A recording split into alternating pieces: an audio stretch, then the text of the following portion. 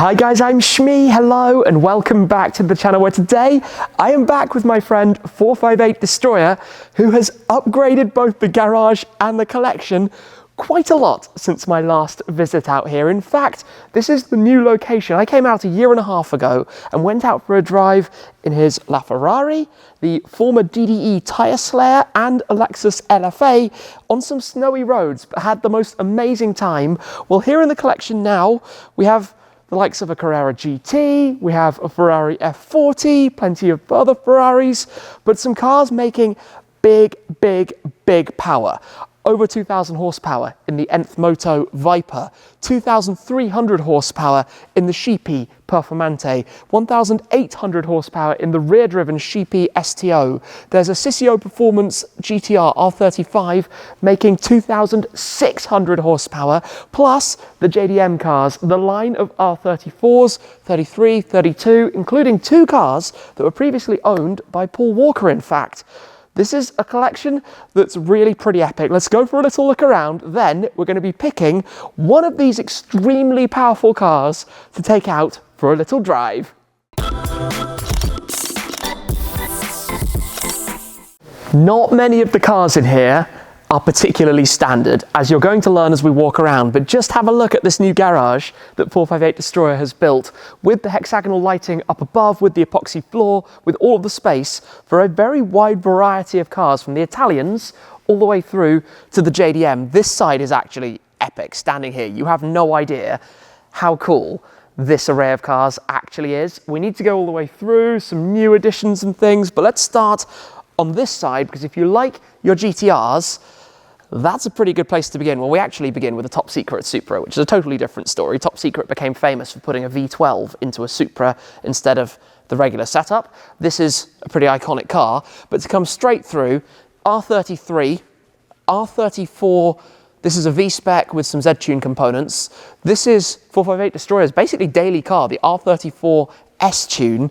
It's so confusing to learn all of the different things with the R34s. You have the Z-Tune, R-Tune, S-Tune, M-Tune, V-Spec, normal cars, the iconic Bayside blue colour of course. But these two, both the R34 and the R32 next to it, actually used to belong to the late Paul Walker. These were his personal cars, which are now part of 458 Destroyer's collection, which is absolutely epic, to be honest. There are also many more GTRs not here.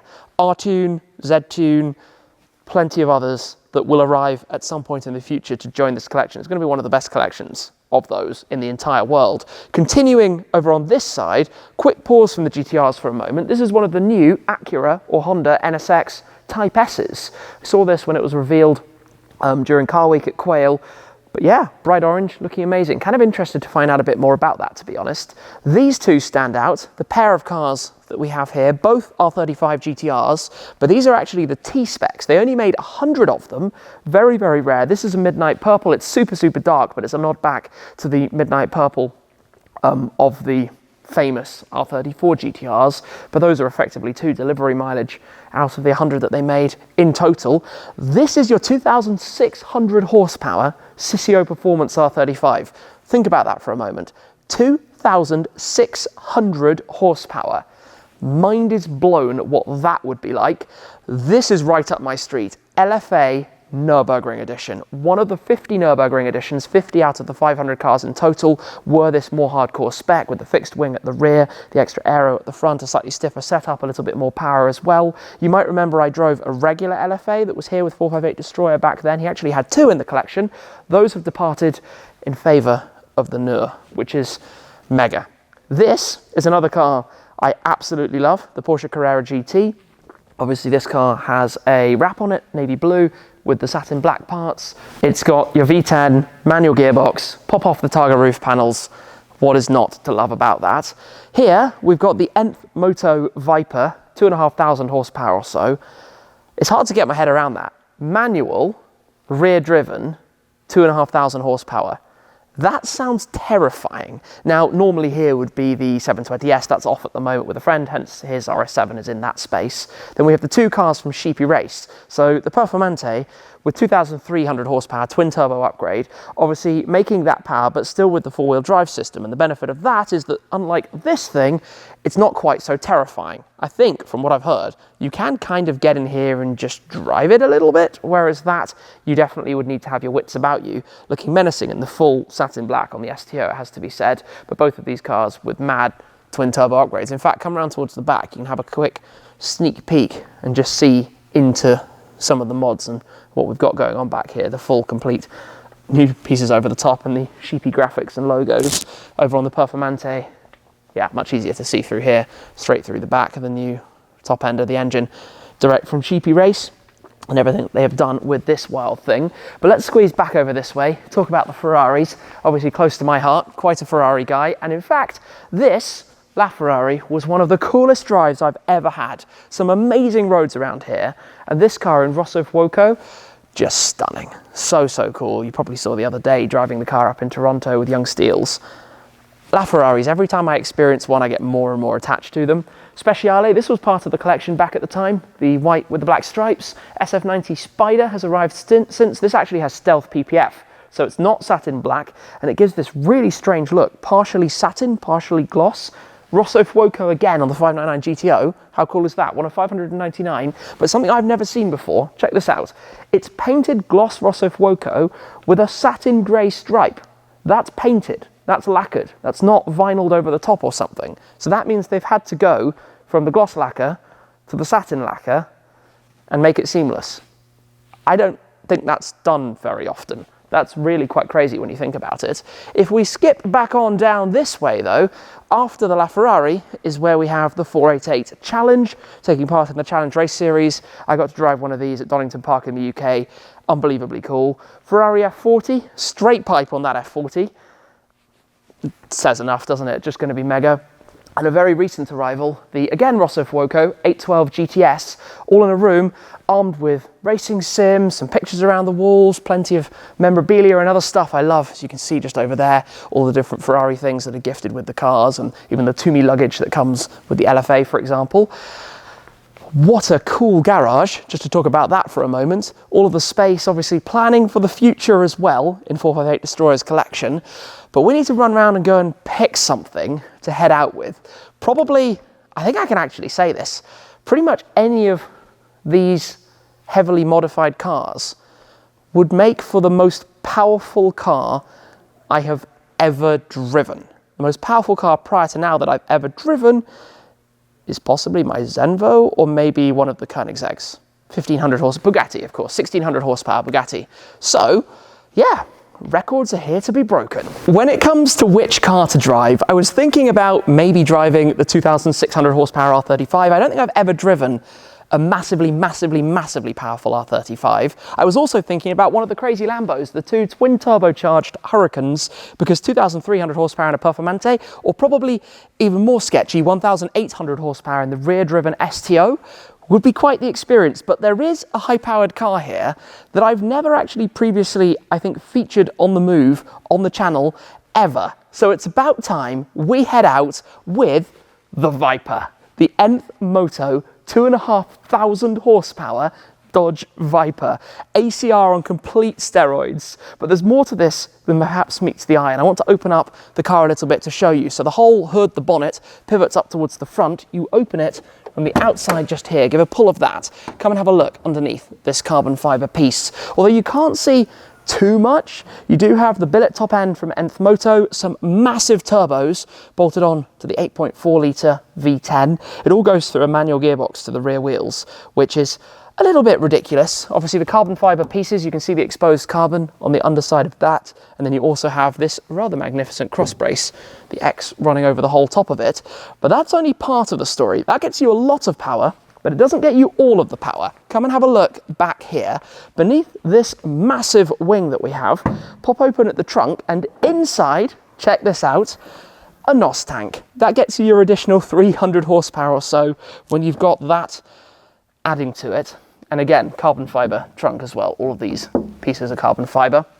And the massive wing, as I mentioned, this wing is gigantic, an enormous thing. So, it's Viper time. Let me go and get the front closed back down. We're going to take this out. I think I'm going to ride in the passenger seat to begin with because I need to get my bearings around this just a little bit before finding out what the full level of crazy is like when you drive 2,500 horsepower's worth of Viper. So let's get it started. Let's do this. Right, in here, this is not so normal. Sequential shifter with a big red button on the top.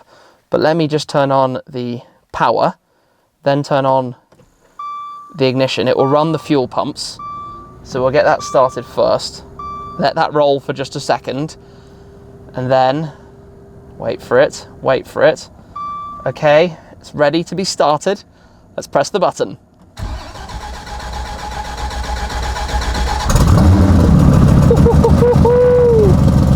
Okay, that's pretty crazy.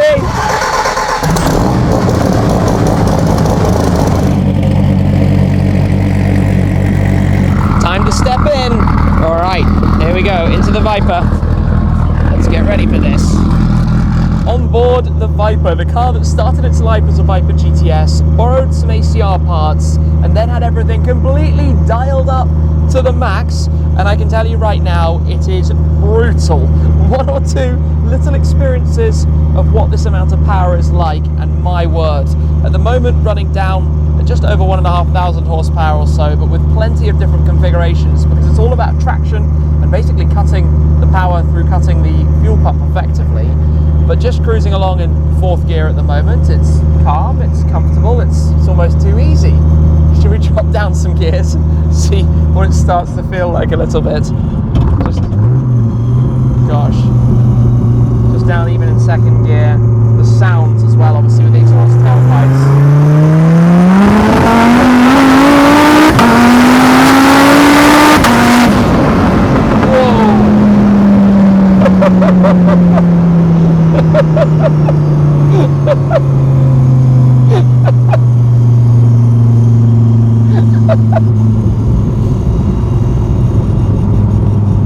I don't know how to articulate this.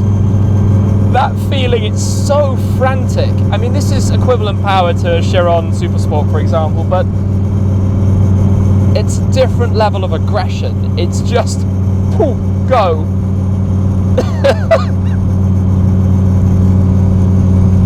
My word. One thing that's pretty apparent with this is that it's a car for the drag strip. The way that it just takes off and launches like that, and it's effectively calculating many times a second what the traction state is like and limiting power through fuel delivery effectively through the fuel pump. But just to be in here, cruising along right now, obviously letting it cool down a touch because of the temps that this kind of thing get to when you push on, and the way also the tack completely lights up upon power delivery going on inside there. This thing is just wild beyond words. It's hard really to explain it. If you're driving it, you're going to be out having fun.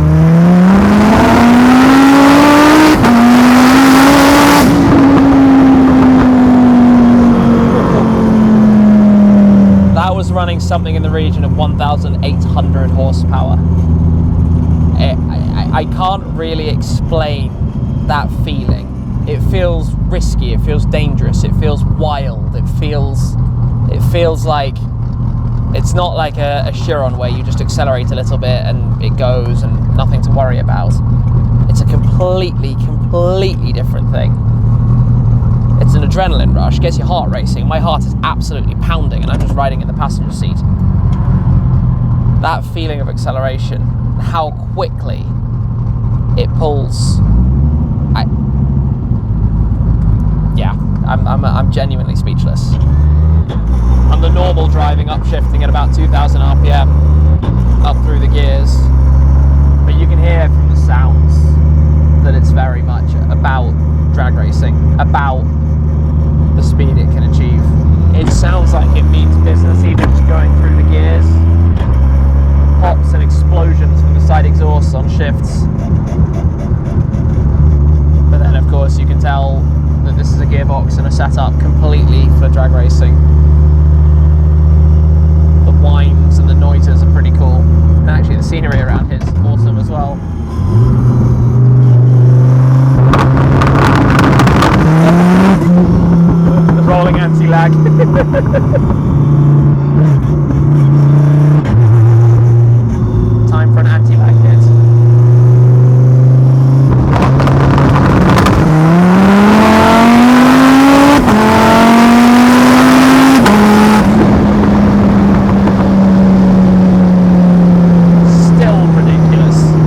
is time then for me to take the hot seat, which I'm a little bit nervous about, but let's step out and we'll see how this goes. Gosh, that sound outside, because the exhaust is literally right there. Oh, okay. Sit in here then.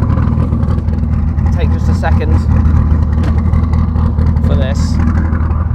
Definitely want to get acclimatized, get comfortable, make sure I know what I'm doing before we go too wild with it. 5-speed sequential, that's going to take a little bit of getting used to. Stop signs, not exactly the most ideal thing in the world.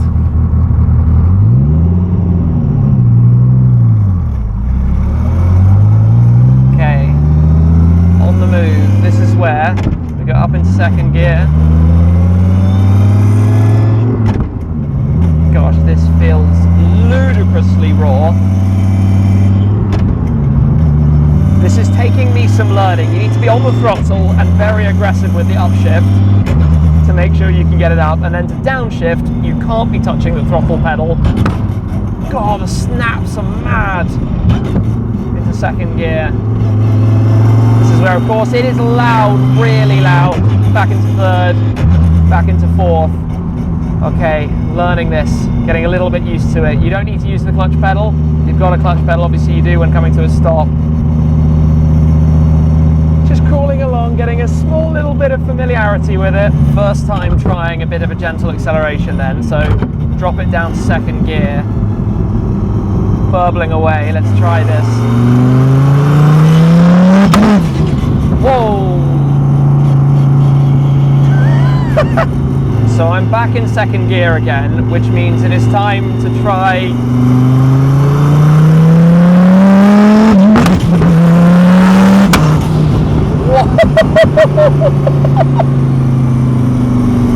oh my gosh, the look on my face must be just one of fear, absolutely terrified by what I'm driving. When it gets into the boost, this is actually really quite a challenge to learn. There's so much more to it, whether you are clutching in or what you're doing, and how quick you need to be with the shifter, and it's genuinely difficult. I've been lucky to drive all sorts of different cars, all sorts of different gearboxes, but this takes some learning. And the other thing that takes some learning is that the display in front of me goes up to 6,500 RPM or so, but the red line is actually at 8,500 RPM. It's way beyond what I'm looking at. So I'm just trying to get a feel for this, because obviously while you're holding it back, it's not actually released. It's still in the change, and it's not with the rings slotting back in. So yeah, we'll wait just a moment before giving this a go. In second gear then.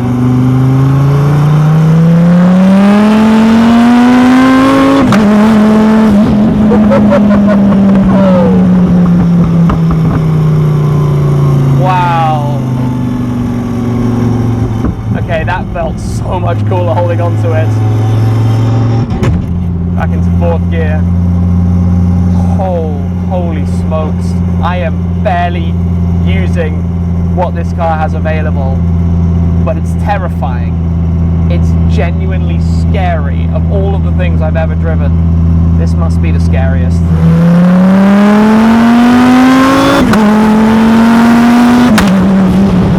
Wow! Wow! Wow! Wow! Wow! Okay, I'm starting to learn, but I might call it quits there, because this is intense. This is really, really intense. The car returns back to base. That sound is utterly silly. What a cool place though, looking around here. The cars and the experience of this. Look how low it is to the ground. The sound. Oh yes, you can drive all the way around the back.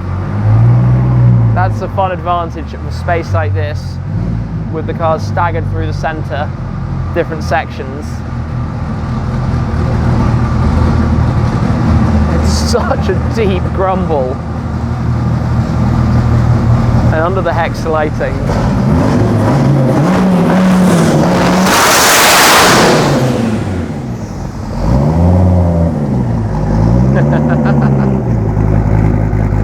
I genuinely don't know what to say. This is just not a car you jump in and can drive. Like, I've got a lot of experience behind the wheel of cars, but this is something you need to learn specifically what the car is after. As I got it right on my last set of shifting, it's unbelievably rewarding. It's unbelievably rewarding. But there was one previous time in my automotive life where I felt something was beyond my comfort zone, and that was driving in a twin-turbo Huracan GT3 at the Dubai Autodrome, and that amount of power and downforce needed a professional racing driver. This needs experience, it needs time, and 458 Destroyer has spent quite a bit of time learning how to drive these cars. But that is not a car I would ever let any of my friends drive without the training to drive it properly, because it's so extreme, it's so just overwhelming. And to get the shifting right and to get everything right, yeah, I probably sound like a complete idiot, because you think, yeah, it's 2,500 horsepower, I can drive that, but it's not like a Chiron, and it makes you realize how 1,600 horsepower in a Chiron or equivalent Koenigseggs, etc., are so well done in the sense of a customer can just jump in and drive that. A customer can't just jump in and drive this. This is, you get the point. If you've been watching my videos for a while, you can probably tell from the way I'm saying this that that's a different experience. That is such a different experience. I'm glad I drove it. I'm glad I went out in it. The most powerful car I've driven. Just my head needs some time to calibrate for this. It's like going passenger in the Valkyrie AMR Pro. Just a different world. Yeah, could have jumped out in a Carrera GT. Been lucky to drive a few before. LaFerrari, for example. But you know what? The Nth Moto Viper was an experience and a half. An absolute experience and a half. I tell you what though, what a cool garage. 458 Destroyer's new base HQ collection, new additions. To think that the last time I came, so little of this was here. The LaFerrari, the Speciale, maybe one or two of the R34s. Obviously a few cars have departed, but so many new arrivals as well. Oh, goodness me. Goodness me. That was fun. That was really fun. Thank you very much for watching, guys. Do go check out 458 Destroyer's page if you'd like to see more of these and the other imminent arrivals. But today, I just need to go and sit down, have something to eat, something to drink, get myself back on the ground. That was insane. That's it for now, though. Thanks again, and I'll see you very soon. Cheers.